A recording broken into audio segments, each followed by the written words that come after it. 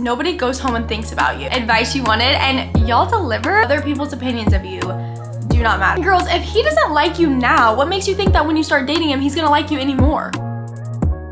Hey y'all, welcome back to my channel. Today, we're gonna be doing a little advice segment. Literally probably 3 months ago now, I asked you guys on an Instagram poll to put like questions you guys would have on advice you wanted, and y'all delivered, let me tell you. So we're gonna go through this today.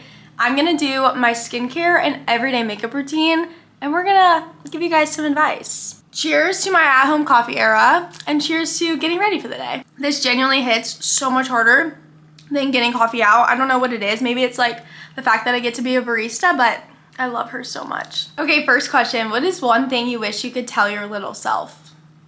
Y'all, I feel like this is something that I still have to tell myself every day, and that is other people's opinions of you do not matter. They don't get to dictate your life. They don't get to dictate your opinion of yourself. And they most definitely don't deserve to keep you up at night or diminish your confidence. I feel like when I was younger especially, I would always go through this back and forth of believing that someone's opinion of me is who I was. Like if somebody said that I was mean, or I made a mean comment, or I hurt their feelings, like I would genuinely walk in that and I would be like, oh, like I'm a mean person, people hate me, people don't like me, I am the worst person in the entire world. And that became my identity instead of just letting that be their opinion and moving on and still having confidence in who I know I am. Something that my parents always told me growing up was nobody goes home and thinks about you. And I always thought that was so mean, but what they were genuinely trying to get me to understand was that other people's opinions of me don't matter, because when they go home at night, they're thinking about, okay, what am I gonna have for dinner? What am I gonna wear tomorrow?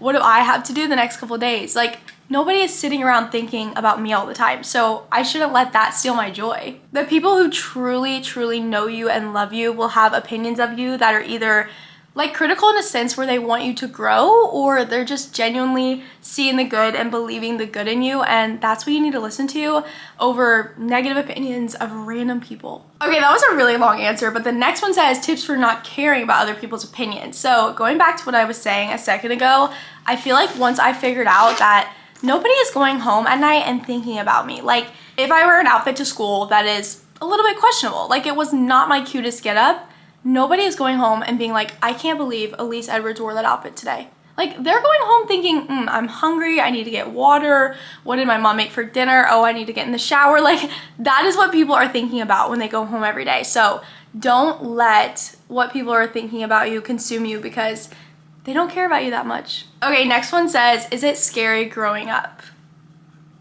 Y'all, I don't want to lie and be like, no, it is the best thing ever and I never miss my youth and adulting isn't scary or hard, because that would be a lie. Like it is. It's scary and it's hard and it's change, but inevitably we all have experienced change throughout our entire life. So like I feel like going into adulthood is scary, but it's just as scary as going to high school was, or going to middle school, or meeting new friends for the first time. Like all of those transitional times in your life are scary, but my encouragement for you, and what I tell myself all the time about growing up, is that there was a younger version of me that could not wait to be where I am today. She was so excited for this season of life that I'm in right now, where I get to drive a car, I get to wear all the cute outfits, I get to be in a relationship and experience love for the first time in my life, go to college and be in a sorority, and I have true best friends. Whenever I was little, I remember looking up to older girls that like were in high school or in college and being like, oh my gosh, like she gets to just drive herself to get coffee and she gets to wear all these cute outfits. And I try to remind myself often that those things that seem mundane were once a younger version of me's biggest dream. Like she couldn't wait to do that stuff. And I think that having that mindset helps me be way more thankful for the season of life that I'm in, because I just know that it would make little Elise so happy to be in this position. Also, I'm gonna link all the products that I'm using in this video in the description. So if you guys are curious like what I'm using for my makeup routine, it's honestly super basic, but I will link everything for you. Okay, I got asked so many questions for tips on long distance. So I'm gonna give you guys kind of my short and simple how to make long distance work. Number one, if you do not feel safe and secure with this person, it is not going to work. It doesn't matter how many long distance advice videos you watch or how much advice you try to take or get, if you do not feel secure, like, okay, this person loves me, they're not going anywhere, and we are gonna make this work no matter what, if that is not the mindset on both ends, then no matter what you do, this relationship is not gonna work out. Like, trust me, trust me, trust me.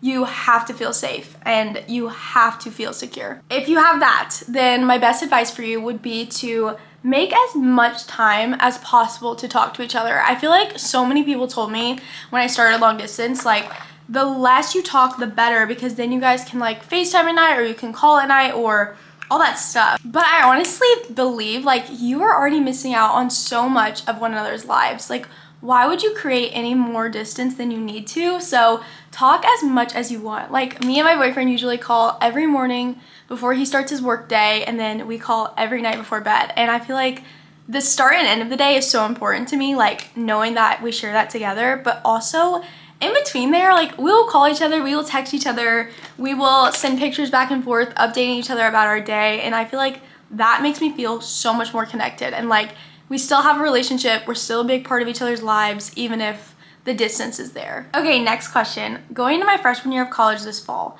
how do you manage faith with college life? My number one tip is to go into this position and do not compromise your identity and yourself for anything or anyone. I feel like for me, when I went into college, I just knew who I was and I knew what my identity was in Christ. I was confident in that because of the confidence that the Lord has given me and who He's called me to be. And so I just walked boldly in that confidence. Like, this is who I am, Lord, and I'm not gonna change it just to fit in or get a college experience, because I know in my heart that He is so much greater than all of that. So I feel like first and foremost, that confidence and boldness in Christ is gonna be your biggest thing that you have to cling to. Number two, I would say find friends that you can go to church with that can help sharpen your faith, and also just like finding community is so important, right? So like, one of the things I would encourage you to do, it's bold, but find somebody that's going to your school that's gonna be a freshman. I know there's a lot of like freshman pages on Instagram or Facebook. Maybe find somebody and see if they go to church, or just like look at their page, see if they're Christian, and then it would be bold, but send a DM like, hey, I see you're going to this school, like I would love to go to church together. And then you don't have to feel isolated in like staying accountable with your faith and going to church and all that stuff. Like, it can be heavy when you're all alone. So having community is so important. Not only is it gonna help you by just like not feeling alone and not struggling with isolation your freshman year of college, but also it's just gonna help you like stay consistent and accountable, and having somebody to grow alongside with that has a mutual interest and is like wanting to go after the same things as you, that's just gonna help you so much. Okay, this one's so funny. I think this might be the last one. I wanna hear your opinion on situationships. Okay, so one of the funny things about me that I'm not sure if I've really shared on social media at all, maybe, I don't know, is that whenever I was growing up, so like middle school relationships, you guys, middle school and high school especially, I had my fair share of situationships, specifically ones that ended in a friend zone every time. And now that I'm older, I see so clearly that the Lord was protecting my heart, because I am a lover and I would have like a crush on somebody and I would think that they're my husband. Not the reality of the situation. So my thoughts on situationships now, as an older version of myself who has experienced love, you never will have to chase after the right person. You just won't. It will be easy. I feel like that's so cliche and people say that all the time, and it's hard to believe when you're not in that season, but things genuinely do just fall into place when they're meant to, and the Lord has such a plan for your life. He really does. And girls, if He doesn't like you now, what makes you think that when you start dating Him, He's gonna like you anymore? You're always gonna have this like weird insecurity in the back of your head of like, oh, I had to like force him into this relationship. Like, it is doomed from the start if you have a situationship and you're not actively pursuing each other. If he's not pursuing you, it's just gonna end in insecurity and you guys are not gonna have a safe relationship. So it's like, I just genuinely believe that you're better off ditching the situationship and moving forward with your life. Easier said than done. I know when you have a crush, it's like consuming and you just want this person to like you so badly, but I promise you,